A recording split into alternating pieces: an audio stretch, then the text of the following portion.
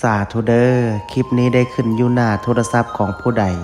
ขอให้พระภูมิเจ้าที่พระแม่ธรณีเจ้าทางจงเปิดประตูเงินแสนอยู่บ้านจงเปิดประตูเงินล้านอยู่เฮือนลูกหลานเฮ็ดหยังจงราบรื่นทุกประการจงอย่าข่มอย่าฆ่านึกคิดอันใดจงมาคว้าเอาอันใดจงไดพระอินทร์ขอให้มาทรงพระพรหมขอให้มารักษา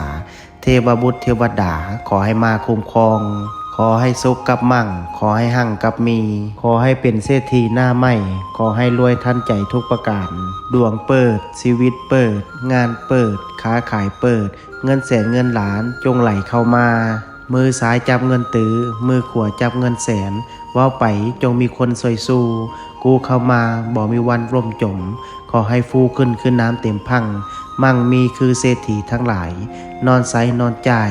อูอาอูอังนะโมพุทธายะท่านใดที่ได้ร่วมพิมพ์สาธุกดแชร์ออกไปแล้วขอให้สิ่งที่เว้ามาจงเกิดเป็นจริงสาธุ